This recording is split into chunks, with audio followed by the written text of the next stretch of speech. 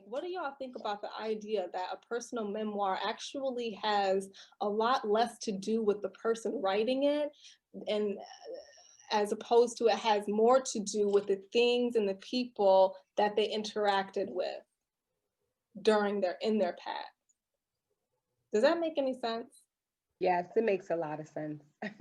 No, I liked, asking us to write, before, thinking about our lives and thinking about a memoir. And I just started reading the book today, like after work. And it was funny when he was talking about his mother, like listening to music. We used to drive down to North Carolina, like every summer with my dad. And he used to play this song, like Going Back Home. Like he used to play all these songs, like on the car, like on our way, these like really like old school Southern songs. And we used to like listen to all of them. And I have a twin brother.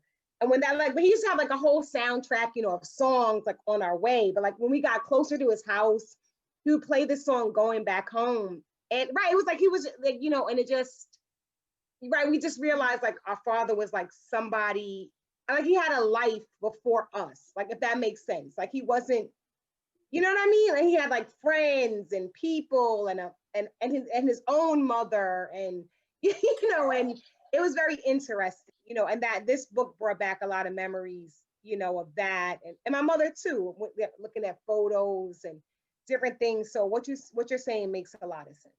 Absolutely. In many ways, Saeed is doing something similar he's definitely telling the story of his life, but when he talks about his mother, he's telling his mother's story or his mother's memoir. When he talks about his grandmother, he's really telling her memoir, that his mother was, I believe it was Buddhist, and she was a model.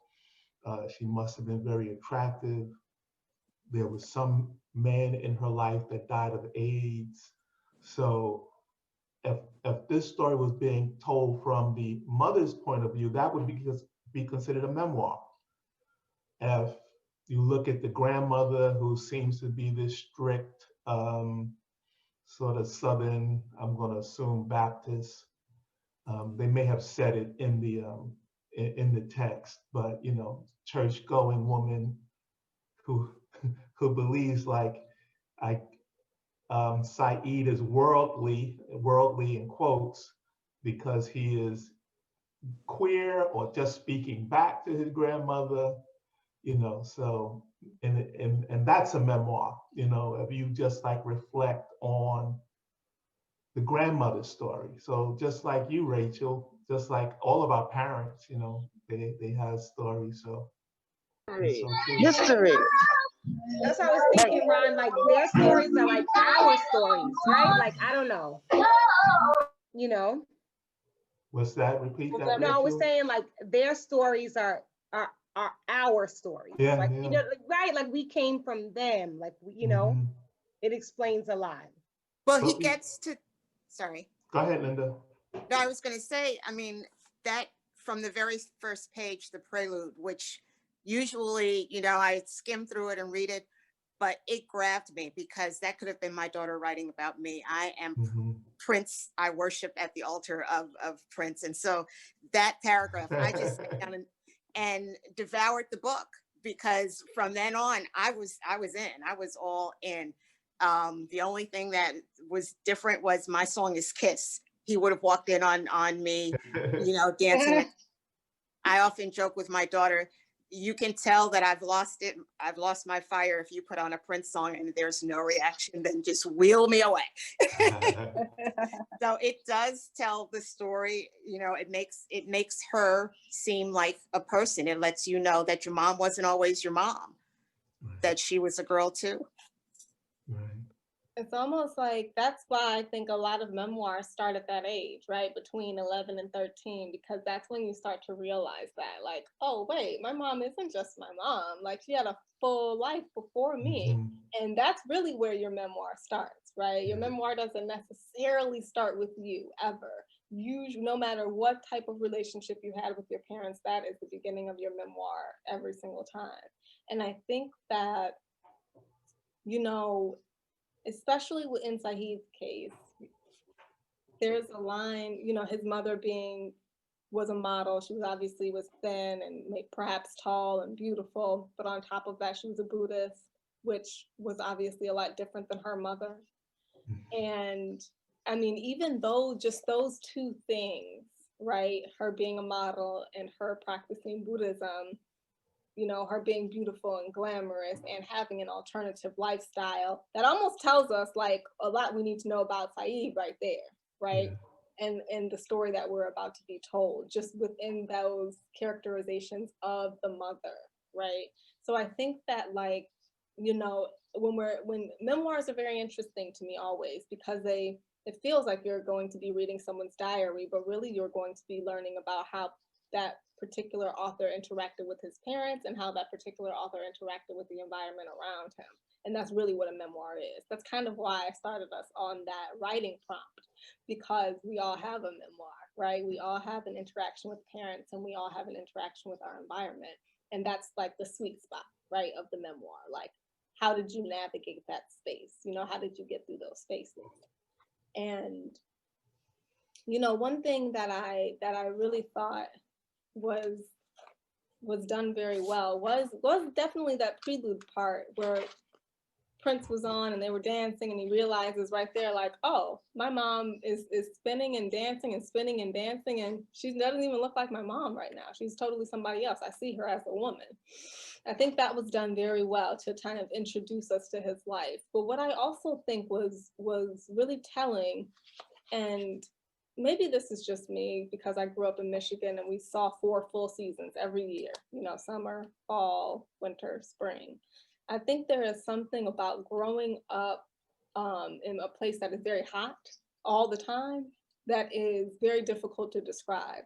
I think there's like another level of not necessarily humanity, that's way too big of a word, but there's another experience growing up where it is hot, growing up where you are constantly sweating, almost constantly detoxing, growing up where you are inside a lot because it's so hot you can't be outside, growing up where especially in the South, if you're Black, growing up where you know on some level that your ancestors were in that heat working in those fields no matter what. You know, there's something about growing up where it is hot that almost, you know, creates its own memoir in a sense.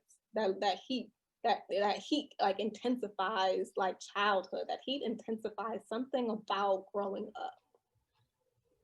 Does that make sense to anybody? Did anyone here grow up somewhere where it was very hot, like more heat just all the time, every day? Yes, I actually live about 10 minutes from Louisville.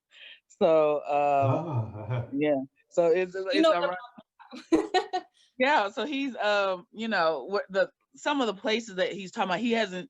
I found it interesting because he says Louisville, Texas, you know, and there's a time and there's a date, but I almost wanted him to drop street names or something so I can be like, oh, okay, you know, I know where that is. Because like now Louisville is absolutely nothing.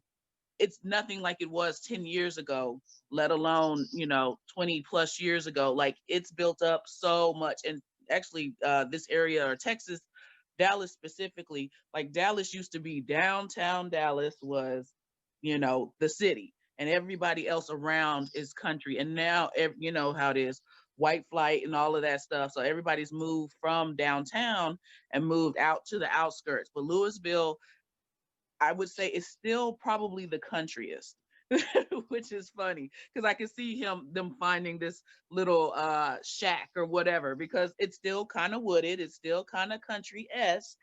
But if you cross a certain highway, like it's starting to become, you know, very city. But yes, the heat is, it's a different kind of heat because it's not a muggy heat where you can like sweat comfortably. It's a heat that's just like I darn near don't want to breathe. Like it's terrible.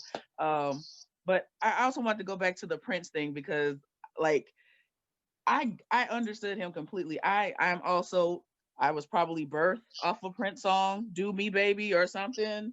But but I also grew up and my mother would like play, you know, Purple Rain from beginning to end constantly, especially like on a Saturday when she was cleaning.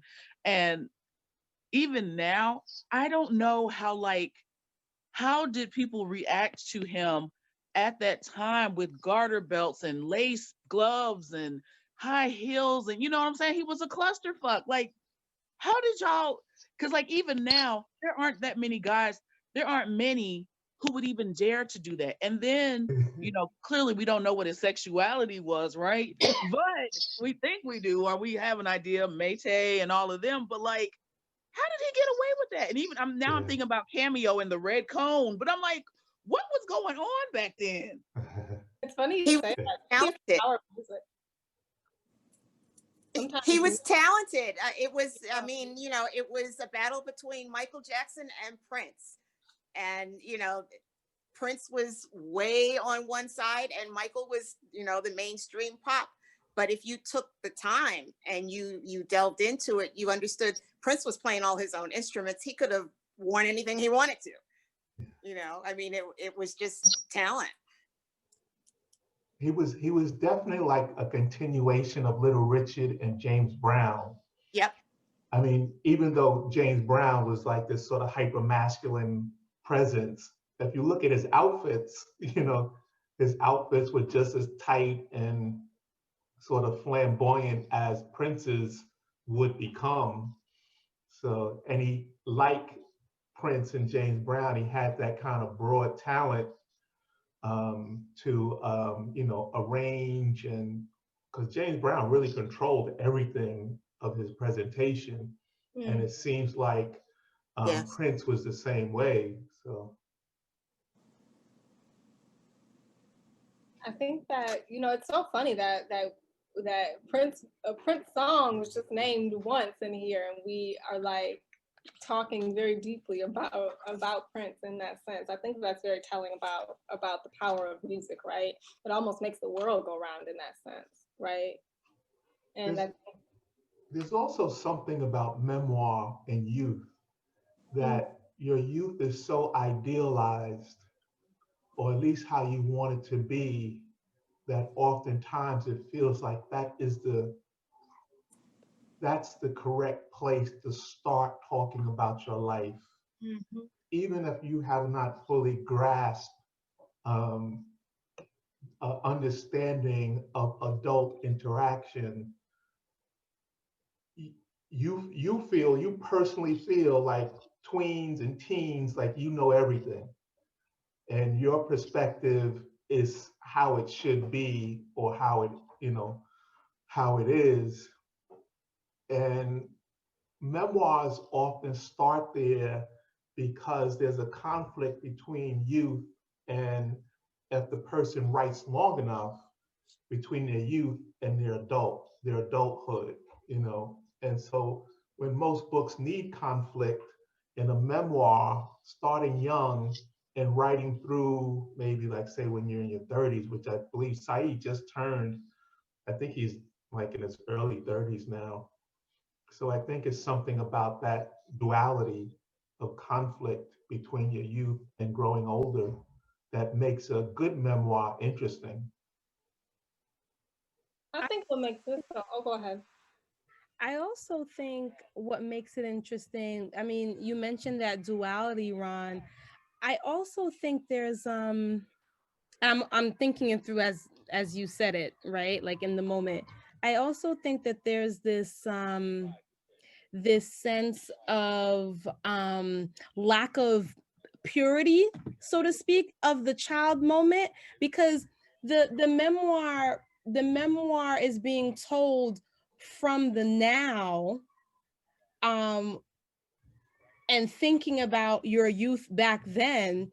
And so you can't unexperience or unthink what you've experienced from your youth to now. So even as you're writing about those moments from your youth, that 11 to 13 age that Brandon mentioned, I feel like it's almost impossible to write about it without that filter of everything you've experienced. So you're looking at that moment from the perspective of your adulthood, right? And so I wonder how much of that story of that 11-year-old or 12-year-old is kind of tainted by the experiences that you've had from that moment to now, right? Like it's almost not a real like pure experience that you're telling it from, because how do you separate everything that you've experienced from that moment to now, from the moment that you're writing about? Does that make sense? I feel like I'm talking in circles. Yeah, it makes sense. It's almost like, but how else would you write it, right? I don't know. Like, pick up a journal. Like, Mom was saying, you know, when you're in that age, you think you know everything, and you think you're right, and your opinion is right, and what you've been through is just like right? And it's almost, when you write it from this vantage point, like it's almost like you're telling like everyone, like, oh, look how stupid I was when I was this age. This is the dumbest thing that I did when I was 11, and I genuinely thought I was right. I think that's where we get like that kind of layered experience. It's like, because we all have that time where we genuinely thought we were right about something, and we're so dead wrong when we were 12 or 13 or whatever. And it's almost that revelation of growing up and realizing how wrong you actually were. That's the story, right? Like that's what you share. That's what we get to share with each other, like how completely oblivious like we were to X, Y, and Z. And connected to Heidi's point that she just put in there, I have a few journals from my teenage years. I'm actually kind of scared right now to even like go pick them up from the shelf and peruse through what my 13-year-old mind. I'm nervous to even consider it. It would be interesting. Same here. I was thinking about the things that I remember now, and I'm just like, wow, should I really go back and read like through the journal? Because it like I'm scared. Those were right in the now moment. Because that was in the moment. That's not filtered from everything you know now, right? So I'm like, ooh, should I go down to the basement and pull out what? It's making me wonder. It's making me, because it's unfiltered. Yeah. Well, it's funny because I have this one memory right now of, and I'm sorry to be a little bit dark on this, but I had an uncle who passed away. He didn't take care of himself when he found out that he had HIV. So he just let himself go. And I remember my mom coming in the living room telling me, hey, I'm sorry to tell you this, but your uncle just passed away. And I was writing in my journal, and I wrote in my journal, it's 8:04 p.m. and my uncle just passed away. And I'm just like, like now that we're talking about this, I'm just like, wow, should I really go back and read those things? Like, it's just, I don't know, it's just really intimate, I guess. I mean, think about that though. Some people's like diaries are published, you know, like just those unfiltered thoughts of that time, that moment in history, you know, those like times, those are people's whole lives, you know, have been published like just from their diaries. Yeah. And there's something about that, right? There's something about when you're writing a memoir, you almost can't really trust yourself. You know, I remember I was writing something and I was using a personal story, and I had wrote it, and I was calling my cousin who was there in the story with me to like figure out something about some like really small like part. And I sent it to her, and she was like, this is not what happened. You know what I'm saying? She was like, that did not happen. It happened like this, this, and this. It was not in the winter. It was, you know, so like, it's even that idea too, of when you don't kind of go back and read what really happened, if you have those diaries. Like oftentimes writing as adults, writing memoirs, I don't know how truthful we are with ourselves all the time. I also, go ahead, Natasha. I'm so sorry, Ron. I like when you guys are talking about how perspective means a lot. That sounds like what we're talking about, perspective. And I just think about, like, even if we're not writing it, maybe we've said some things, you know, and clearly with Saeed and his story, I'm thinking about the grandmother's story, and, you know, even how his mom approached him about things, or maybe didn't approach him about things. You know, the saying that says, you know, don't be, how's it go? When people get upset about you writing things and like it's published or it's out there for them to see or whatever, you know, don't rewrite your story. Don't make it seem better than it was or nicer than it was or whatever the case may be, even if it's your truth and it might not be 100% the whole truth, you know, because there's bits and pieces. And of course, there's some truth to that. And people don't like, Yes, and it is also someone's stories, Elaine, you're right. But also too, some of that's truth. Like, for him, the most traumatic thing from his grandmother was talking, when the people were praying or whatever and saying that I don't know, am I going too far? Was that? Oh, Okay, good. that was really weird to me. You're talking about the Yes, part where he went to the pulpit and yes, the pastor was like, his mother has went into a far lane, bring let it her back. That was suffer. really weird. Yes, it was So, odd. And I was just like, how can he make that up? You know what I'm saying? But it's those little things that probably didn't even mean anything to the pastor and to his grandmother that probably, you know what I'm saying? Like, it shaped his life. And I was thinking about in church, because church is where like all the traumatic things happen. We like to talk about how lovely it is, but it's some trauma in there. Me and a good cousin, we grew up and we sang in choir. And I had an idea. I knew what gay was, but nobody was like intellectually saying, "Oh, I'm homosexual or I'm gay." You just knew what it looked like, and I didn't have the words for it. But anyway, he told me this as an adult. He said, "Tasha, you said to me, we were in choir practice, and this is back in the Stomp and Kirk Franklin, Adam's gay, Adam's gay." And I'm like, Adam, I would have never said anything like that. But then I thought about how clever it was. I said, maybe I did, and of course now I'm mortified, you know what I'm saying? I mean, being a queer person myself and loving him to death and everything that he does now, I'm like, I would never say anything like that. But then I think about I love to write a good jingle and I love to bring real life into it. I was like, oh, I'm so disgusted, you know what I'm saying? Because quite possibly I could have said it. That was probably traumatizing to him to hear that, if I actually said it. I'm allegedly, but still. Yeah. I mean, it's really small things like that too that I think that kind of create our whole existence, right? It's tiny to the pastor. He probably forgot about that before breakfast, But to Saeed, it like kind of sculpted his whole life. And I think like, was that yeah? Was that after the grandma confronts or Saeed doesn't want to get out of bed to go to church? Yes. like Yes. right after. Okay. So, yeah. Yes. But even before that, wasn't there a scene where they were walking through the mall or something and he was carrying his books? Yeah, She smacked the crap out of him. Yeah. Carrying, actually was I asked him back Listen, to like me a girl. yesterday, girl. He went back to. I pictured it. What were But you it was saying? a legitimate question. How does a boy handle his books? Like, what's wrong with the question? No, Right. I can see that. I mean, girls carried their books a certain way and boys carried their books a certain way. I can definitely see questioning that.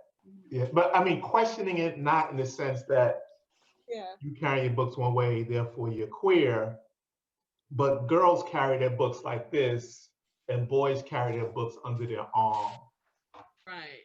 And again, I'm perpetuating gender norms, I know, but you don't see, for the most part, you don't see boys carrying their books clutched to their chest.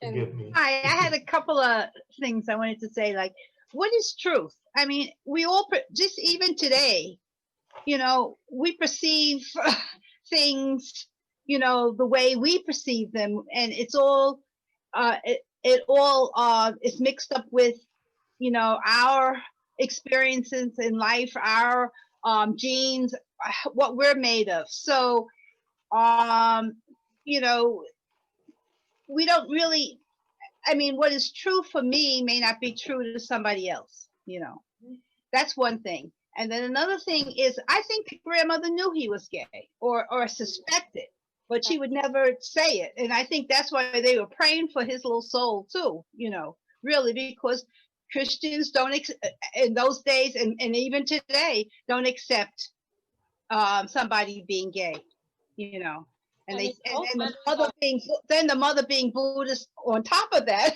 I mean, so it was, it was anything that was different from the run-of-the-mill Christianity was wrong and bad, and it had to be prayed for. Yeah, and they were in like an Ebenezer Baptist church in Texas. So I think like that was a big part of it too. And to be frank, I think that you're absolutely right. I think the grandmother knew the whole time. And I think like he worded it very cleverly when he was using the word worldly and when he was also using the word Buddhist. Like I think the grandmother was saying like, oh, his mom's a Buddhist in the sense that, you know, some people use the word Trump supporter when they really mean racist, or when they use the word urban and they really mean black, you know, like I think like she's using the word worldly or Buddhist as a cover up for gay, you know. I think she absolutely knew. And I think that that's right. So we're talking about the memoir and the personal story. However, that's not that his grandmother's word choice doesn't really have anything to do with him. However, it shaped his memoir. Do y'all see what I'm talking about when I'm talking about how other people's perceptions and other people's words, that is your memoir. Really, it has maybe about 40% to do with you and your thoughts, and really about 60% to do with But how. we don't live in isolation. We don't live in isolation. We live with other people. We live with other things. There are social, political, economic, everything going around us. So we don't live in isolation. So all of this, matters, I think, in terms of when we're writing about ourselves,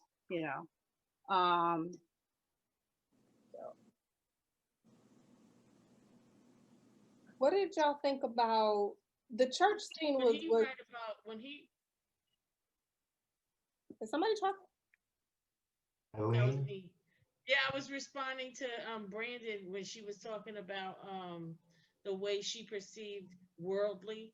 And it's interesting because when I read that part about him looking at Mark Wahlberg, posing, I guess for one of the denim commercials or whatever, with his shirt, or I looked at it, I didn't look at it as gay, even though I knew that it was clear to me that this young man was very comfortable, even though privately, with his sexuality and what he was attracted to, and actually looking to see it so he can please himself.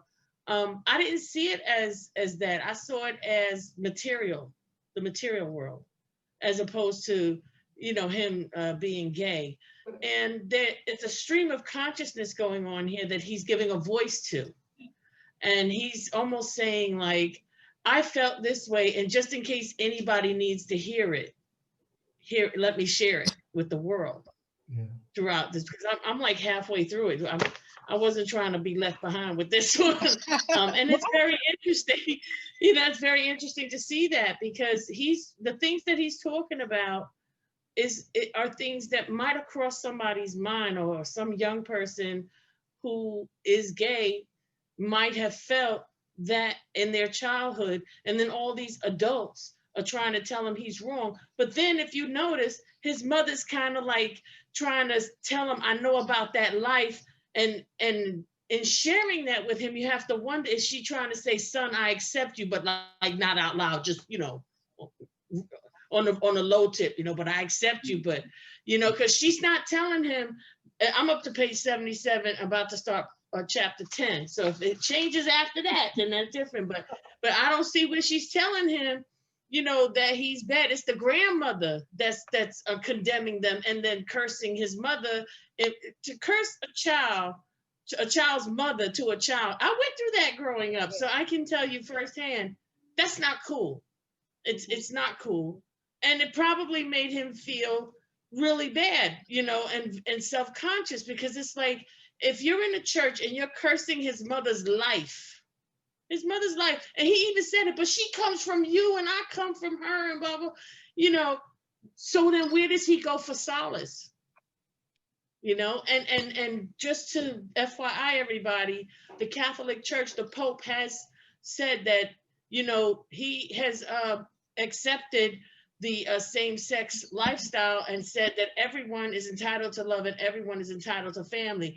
Now, how they get specific and speak on it, that's another conversation for another day. But times are changing, and people are growing with the times. But that's how I feel about him. I think it's a stream of consciousness that he's just trying to share with people, and saying, hey, just in case you think this, I thought this, just in case you need to know. And then people won't feel so alone. Sorry about that. people won't feel alone. Absolutely. But also, because the Catholic Church is changing, doesn't mean Southern Christians are changing. You know, the Catholic Church, as big financially as it is a dying church, particularly here in America. People aren't joining the Catholic Church. They're joining more Protestant conservative religions. So, I think it's a great thing that the Pope, after 700 years of killing gay people and queer people, that he's finally sort of like, or he or the church has finally kind of come to their senses. But all these people here, Christian conservatives, they're digging in deeper than ever. So it's still, if you're anywhere in a Christian conservative church, let alone the South, I don't know of how much has changed. Some has changed. I don't know if you guys know what like anything about Pentecostal churches, specifically Church of God in Christ. But there was I think actually he was like the main bishop of the Church of God in Christ. He's passed away, G.E. Patterson. I remember when he let a woman on the pulpit, and this might have been 10, 15, 20 years ago, something like that. When I tell you, it was just like, you literally could hear the gasps, because she was an older woman too. She was about his age, Now, mind you, since he's died, haven't seen it since. women still can't wear dresses in church and all of that stuff. But I just remember at that time that just, and now everybody most of the people I grew up with that were Church of God in Christ have now gone into non-denominational, you know what I'm saying? So like even if a lot of Baptists, non-denominational has also been the thing too, because there's a little bit of freedom, a little looseness, but yeah, it's like you said, Ron, it's been, a couple hundred years in the making. One thing I want to touch on, and yeah, you're absolutely right. And furthermore, just really quickly to close it out, if Southern Baptists, most Southern Baptists, members who did have a problem with homosexuality, if they knew how the choir worked, and if they had a problem with gay people, they would have no choir. That's just number one, period, point blank. That's how it goes in every single church. But one thing in the book that I thought was really interesting, Eileen, it's interesting to hear you say that the mom, you're up to page 77 and you haven't seen where the mom is, talking about sex and gender and that role, but you don't remember that scene where she left him the Oprah Winfrey tape to watch on sex education? And like that was pretty passive aggressive, but wasn't that before she crumbled up his pictures? Who was it that crumbled up his pictures? Remember? The grandma. It was his mother when he came home and she was smoking the cigarette. The grandma. That was the website. The web. Okay. All right. With the guy when he was chat. Oh yeah. And that was the grandmother, but that the was mother. Stranger danger. Period. Yeah, but somebody reports Saeed because he is chatting with a minor. He doesn't know it's a minor, and the mother it reports, and the mother finds it. But the mother handles it like a decent person. She just asks him to be careful because these things can, sort of grow quickly, and before you know it, you're in trouble. She doesn't like send him out the house or No, and I think she's anxious too. Excuse me, I'm sorry. I think she's anxious too, because that's around when AIDS was around, and I think one of her friends died of AIDS, right. So yeah. But and it was also during the time when Matthew Shepard was killed. But I mean, she did all of that great stuff, but also silence. She didn't berate him, but she didn't really offer him a space either. because that was the time, like early 2000s, you know, when you were meeting people in chat rooms and people were dying, people were getting killed, sneaking off and meeting people. And especially, you know, people were getting, what do you call it? Sabotaged. And like, you think you're meeting this, you know, 20 something year old person, and this is 45-year-old man. Catfish, before it was called Catfish. Right. Yeah. It was a show. Remember, it was called To Catch a Predator. I don't know if y'all remember that show. Oh Yeah. yeah. That's what I thought about when I read that scene. That showed it, but they were like older men, really old men. This is really interesting in that sense, isn't it? It's like almost a turn of it's not the turn of a century, but it's a turn of a generation in that sense, where it's like almost a technology turn. Definitely. Well, you guys, before the chat rooms, they had what's called a party line. I don't know if anybody's old enough to remember the party line. Yeah. Well, I remember you would that. call Yeah. into a phone number, and a bunch of people would be talking, and it was pretty funny. But I had a friend who met a guy on the party line, and she dragged me with her to the World Trade Center. May it rest all the souls who were faithful departed and died in 9/11. But I went with her, and that's the only reason I remember that I actually went to the Trade Center, because I remember that the floor was moving, and I was like, I thought I was freaking out because my legs were moving, because I had one foot on the rotating part and one foot on the non-rotating part. And my friend was like, no, it rotates. There's windows on the world.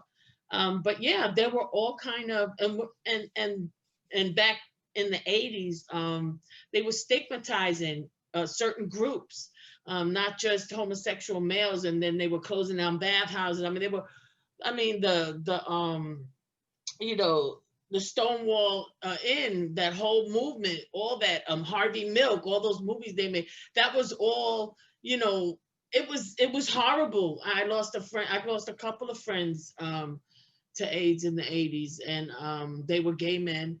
And it was, you know, but you know, they never, with all of the stigmas that, you know, are attached, and the ones that he mentioned, those men were never, he was much like Saeed. It's like, this is who I am, you know. And some were flamboyant and some were not. Some were just straight up real masculine, but they like what they like, and that's it. You know, people like to put you know, like to box you. You know how they like to box you and say, oh, okay, well, if you're this, then this is your characteristics, and these are your traits. And that's not true. It's not true at all. And in this book, when he talks about how he feels, or like when he was in the bathroom with that guy, and then he thought he could kiss him, but that's when he realized that was just an encounter. Boom, leave it alone. That's not love. So right then and there, it showed me that he was learning the difference between sex, what you do with sex, like an immediate encounter, and then what is love. And I'm sure he's going to go into more after that. But I got so much out of those, because the way he's talking to me, it's like he's just putting his thoughts into words right now, because he never had a reason or anyone to speak them out loud to back when they were happening. Thank you. You know what? It's interesting you say that, because Barbara put something in the chat and I can't find it now. Oh, Barbara just said, I think there was a silent acceptance by the mom. She may have known at heart that he was gay. But her behavior was really passive aggressive, and it's almost got me thinking, like, damn, you know, silence maybe even is just as destructive as barking at somebody or screaming on somebody, you know, for the silence of it all, maybe can be just as destructive, you know, when you don't know how to communicate. It can be difficult for both sides. But there was one line in here that he said, I have the actual book, on page 34 at the very, very bottom. He says, my grandmother and I, without knowing it, were faithfully following a script that had already been written for us. A woman raises a boy into a man, loving him so intensely that her commitment finally repulses him. That was like really powerful to me. What did y'all think about that line? I think it foreshadowed. And so loving him so intensely that her commitment finally repulses him. Okay, the part where he was talking about his mom when she found him on the website, I think that was just like a mirror image, because remember she says something to him to the effect of, oh, there's dangerous men out there, and he realized, well, I voluntarily went out there. I voluntarily went out there, and I was seeking information from those people, and they interact with me. I am those people that you're talking about, and that probably, that probably turned him off, even though I'm sure he realized that his mom cared for him, but at the same time, I am those people. So hence you think that I'm also dangerous too. You know what I'm saying? And that could definitely, I mean, more than turn you off, but make you feel like, Mom, how do you think about me? How do you feel about me? You know what I'm saying? Because my mom, she my mother also had a gay guy friend, and he's actually still alive, and they're still good friends. So when I came out, she like had all of this stuff. You know what I'm saying? I was like, but Mom, you had a best friend that was gay. What is the difference between him and I? And oh, well, that's different. But it made me think like you probably feel like you feel that way about him too. And I'm thinking about Saeed's mother's friend who passed away. Of course, that's her friend. Of course, she loved him. Of course, she missed him. But I also wonder too if there was like a touch of this, like, I love you for being my friend, but maybe how you lived might have repulsed me a little bit. And ergo, my son, how you lived might have repulsed me.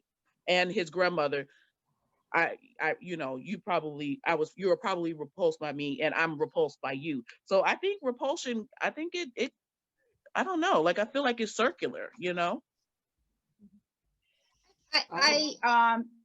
think that I took it another way, regarding the mother. I think when he was online, he was still a child, right?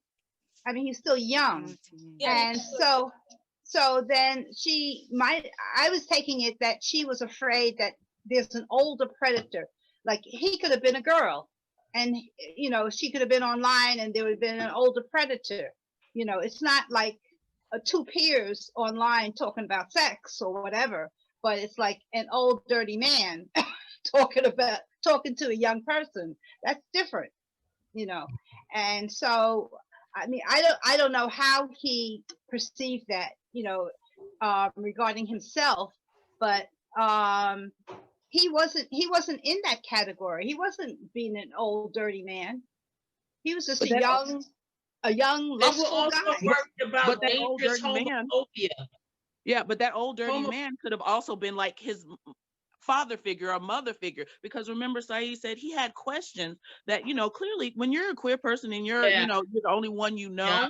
like you're going to go and reach out and ask questions to anybody who would provide that. And maybe and of course, because it's online, but I have friendships with people that I met when the internet was just beginning, and I'm still friends with those people, and they are older than me, and they actually helped me to figure out things that like nobody in my world knew anything about. My mother wasn't queer. Nobody in my life was queer except for me and the people that I met online. So even though, because Saeed didn't say anything about like he was having phone sex with him except for that one person or something he was saying, but like a lot of these, like now that Pose is big and all this other stuff, you see that they call them mother, or had that whole situation where like they were older. And if you saw Paris is Burning, there were houses where the older gays ushered in. Now was there some inappropriateness? Yes, there was. Some of those kids were had by their mothers, but not all of them.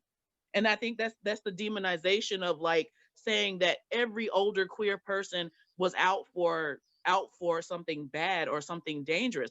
A lot of them taught us that it was okay to be who we are, and this is what you do. Some older gays taught gay men how to douche, you know what I'm saying, so that you weren't painting everybody. So I think when we can take away a little bit of demonization, we can understand where he would come from to say, I'm one of those people.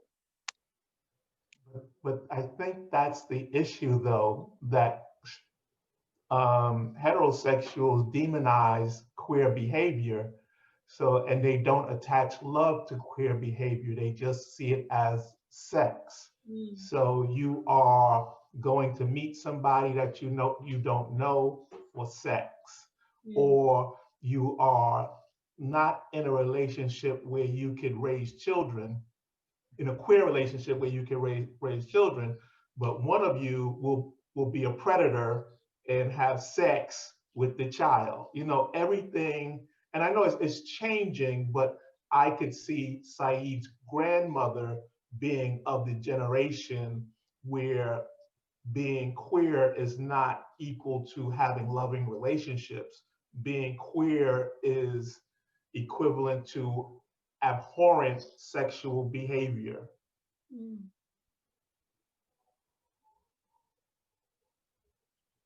But queer older men. I'm sorry to keep at this, but I mean the ones on the phone who are on these phone sites. I mean, you could be a queer older man and you could go out and you could see young old queer guys, but the ones that are on these phone sites, I just question that. I mean, why, the anonymous phone sites? I just wonder whether they're just looking for, somebody to screw, But or they not are they looking for a relationship? Because is here anyone I'm a heterosexual woman, but I wouldn't think about just calling up anybody, anonymously. but Kajiso, that's you. But I'm sure there are 10 times as many heterosexual people finding these kind of relationships just to have sex, as there are queer people. But again, that goes to how we demonize queer behavior, where we just sort of look at it for the sexual act of it. Yes. I mean, heterosexual people own abhorrent behavior. There's nothing, that in the history of mankind, the things that we have done under the guise of heterosexual, particularly white patriarchal heterosexual behavior, I mean, almost all of the evils done in the world kind of fall into those categories. So, but we become so used to demonizing queer behavior that it's hard to sort of break out of that that sort of. I agree with you, and I'm not demonizing queer behavior. I'm just questioning, somebody who's going to get on the phone and Right. try to get a young person involved with them. They're That's looking, what I'm talking about. right, That's all but I'm talking about. those people looking for sex. And Right, that's what I'm talking about. Yeah. But that's kind of like the argument of like, okay, the whole thing with trans people going into bathrooms, you know what I'm saying? They're going to mess with the little girls and stuff, right. when we all learned that the majority of who mess with little girls were men, 99% are right, were heterosexual. grown, regular, hetero men Yeah, who walked into women's bathrooms 99%. right, and abducted little girls looking like heterosexual men. Right. I mean, that is the same thing. Like, I mean, this idea of who the big bag boogeyman looks different for everybody. So for some people, it might be that dirty old man, you know what I'm saying? But as R. Kelly and some other people tell you, sometimes it was that dirty old lady, or I mean, like, Right. Yeah. That's true. yeah. Mm-hmm. And furthermore, this is such an interesting conversation we're having from this book right now, because one point that I would like to make, and if anyone has any other points that they want to bring up in the text after this, please do.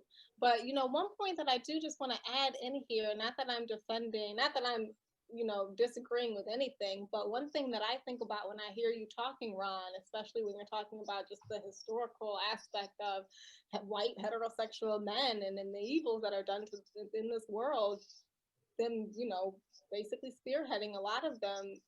When we're talking about sex and when we're talking about heterosexual sex, I have to say that a lot of lynchings that happened in this country on this soil was because of heterosexual white women having consensual heterosexual sex with Black men and then lying about it.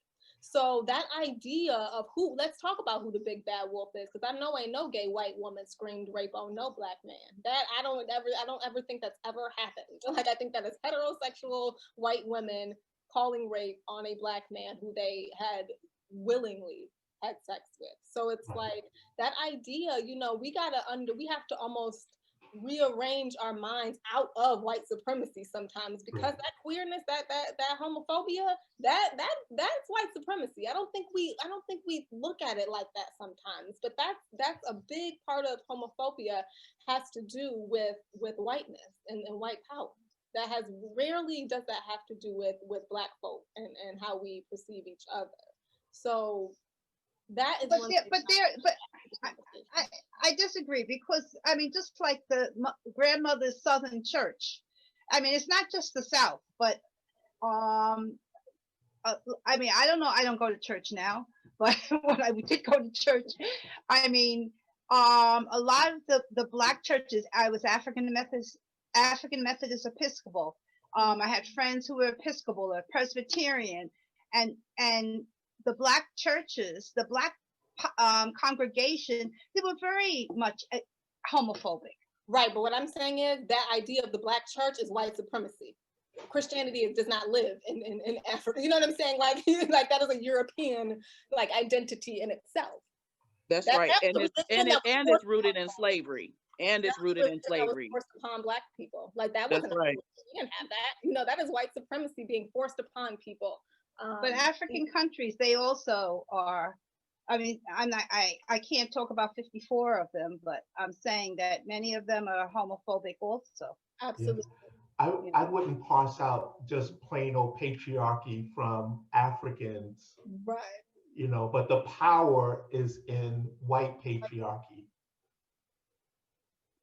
And I was wondering, that kind of actually, does anyone have any point in the book that also, like that line that I just read, does anyone have any other kind of points? I know some of you read ahead, but just up until page 49, that kind of stood out to you?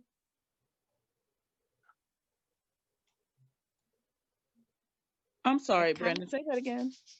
Like the main point that kind of stood out to me was that line I just read that I thought was so powerful on page 34. A woman raises a boy into a man, loving him so intensely that her commitment finally repulses him. Does anyone else have any other lines like that, just within pages 1 to 49, that you would like to share? Because there are some killer lines in this book.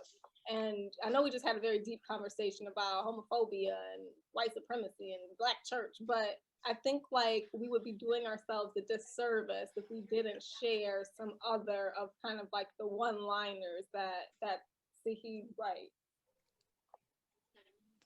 Well, on page 45, when they were at the assembly at school and they were talking about the dead gay boy, to Yeah. quote Saeed, and it says in the second paragraph, within just a few minutes, some of the girls on my row were sobbing. A few held one another's hands. The monologues were heart-shattering. I envied the girls who felt comfortable enough to cry, how easily they breathed. All the boys near me looked indifferent. So they go back to that whole behavioral thing, like with the book, how he held his book up to his chest instead of at his side. And here he's saying the girls found it so easily to cry, and the boys may have felt just as deeply about this person's death or murder, as the girls, but none of them were showing their feelings. It's like they were supposed to not to. Right. And that's still true. As people still behave that way. It hasn't changed. There's a lot of people that still, think that a man is not supposed to cry. I think the Not part for true. me, oh, I'm sorry. That's okay. Go ahead, Rachel. Oh no, I was saying the part for me. I don't know. I'm on my phone, but it's like the page where him and the Cody, they found the Playboys and the Hustler magazine, and that they stole the magazines from him, and Cody said, you faggot, and he said it was almost a relief someone had finally said it. I And was that just part gonna kind say of, that, yeah, like Rachel. stood out I for don't me. know the name of it, but the page, but it was the end of chapter 2. And Yeah, that to me was like, wow, this is probably the peak of the book, yeah, because it was, wow, someone said it. I'm a faggot. And it was just I think it was just truly amazing. It really was.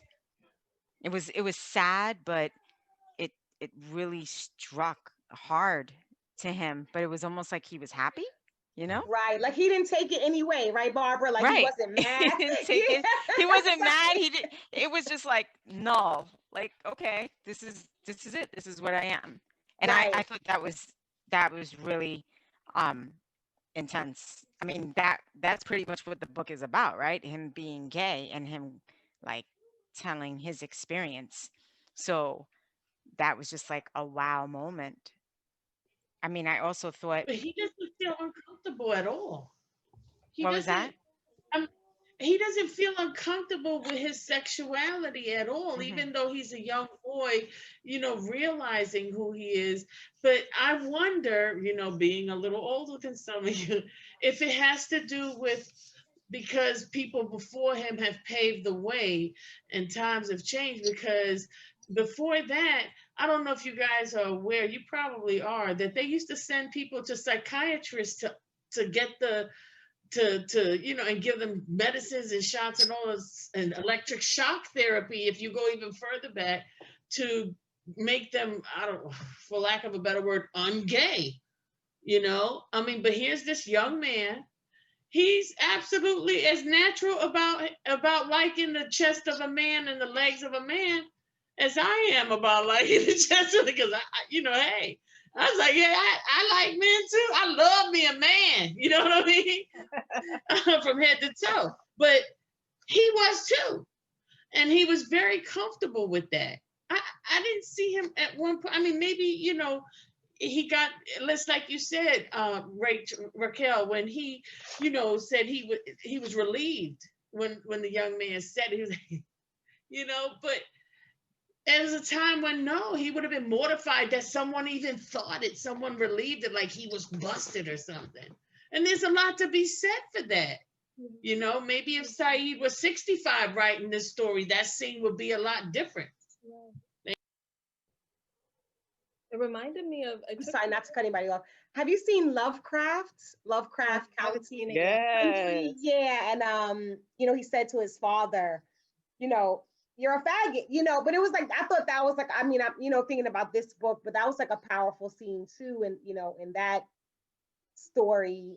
But his father was kind of like okay with it too. When you said like 65 years ago, or if he was 65, but his father was okay with being gay too, but still dealing with it. But I don't know, that kind of made me think about that scene as well. Yeah, I thought about the one where he said when he was walking down the hallway, he said, I was walking through a dusty, fluorescent lit hallway, halfway to the assembly hall, trying with every filament of my body to look cool, when the two truths finally collided. Being black can get you killed, being gay can get you killed, being a black gay boy is a death sentence. Right. And and one day, if you're lucky, your life and death will become some artist's new project. And I hate to say it, but the chances of that happening for him, if he had switched places with Matthew Shepard, probably not. There probably would not have been a Louisville project. Right. Right. Yep. But the mere fact that at his young age, he even knew about Matthew Shepard. If that was a black person, he may not have known about Matthew Shepard or that incident that happened to Matthew Shepard. Mm-hmm.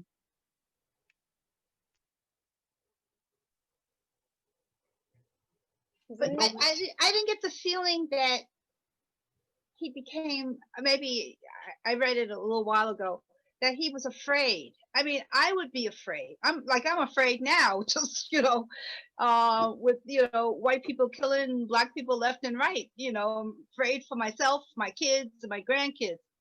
But I mean, I didn't get the feeling that he had any anxiety or fear about this. And then also, does he talk about is this the college that he's going to, that's a white college, right? I mean, mostly white He was college? still in high school. Huh? He was in high school at the time Okay. of the Laramie Project. Okay, right. So I'm going ahead of myself. Okay, let me forget about that part. But in terms of his feelings about that, fear about it. I mean, it's interesting, right? Because I think that it may not be a sexual orientation, but at one point in everyone's life, you come to terms, or you kind of get that like aha moment that like this is what I am. You know, and it may be a profession. You know what I'm saying? It may be the profession you go into, or that you're called to even, um, or it may be the the child that you have. You know, um, I think at one point you kind of have to, like, it's like that fight or flight, fight or flight moment, right? Where you either accept who you are, or you struggle with imposter syndrome, or you just live in complete denial. And I think that sometimes I don't even think, especially reading this memoir, sometimes I don't even think that's a choice. You know, it's almost like if you're going to live in denial, you're going to, you know, have to overcome that. If you're going to kind of struggle with who you are, then you're going to have to live with that. And if you're going to just accept it and be like, whew, finally somebody said it, now I can be just like the guy in the picture with his arms folded on the sedan with a half smile, thank God, then that's what you're going to roll into. Does that make sense? Like, it's almost like whatever you're going to kind of confront, and however you're going to confront it, it's almost already written in a sense. Well, Like he it should be actually, the least of someone's worries. I'm sorry. You know, that should be the least of someone's worries. And then they can worry, then they can concentrate on becoming the other great thing that they're supposed to be, the doctor, the teacher, the lawyer, you know, the foster parent, you know, instead of worrying about who they, you know, who they are, they accept who they are. But you know, but like, he addresses that near the end of the chapter after the church scene. It's on page 35. They're in the car, and the silent ride with the grandmother, and he says, I made myself a promise, even if it meant becoming a stranger to my loved ones, even if it meant keeping secrets, I would have a life of my own. So, and that could have applied not just to his sexuality, but he says, you know, sure, I want to see the world. And it goes back to what Brandon said. It's a moment of reckoning where you come to realize that I have to claim who I am. because that's like the one. You know, right after that, he talks about worldly and it being about experienced and sophisticated as opposed to his sexual orientation. Absolutely. It's almost that idea of either stepping into it or stepping away from it, but either way you're going to deal with it, you know. And I think that's really, especially these first 49 pages, that was the big takeaway for me. Like, whatever it is, like, either you're going to lean into it or you're going to run away from it, but whatever path you take, you're still going to be dealing with it, you're still going to be navigating it, whatever it is. You know, it reminds me, you know, some people, you know, in your life who just have always known what they want to do. Like, they've always known they wanted to be a drummer. They've always played the drums. They still play the drums. That's always what they just knew what they wanted to do. And some people who have in your life who have literally had like 80 jobs and have been like, you know, trying all types of different things and have like random degrees and like things that like they can't get a job in. So it's kind of like that idea of stepping up and into it, or, you know, taking another path, but you can't escape who you are. You truly can't. And I think that's, for me, that was the really big takeaway for these first like 6 chapters. It was like, you can't escape yourself. You can try to fool everyone else. You can even, you know, go to the pulpit and the pastor can try to like shake it out of you or whatever, but you can't escape who you are. You can't run from yourself in that sense.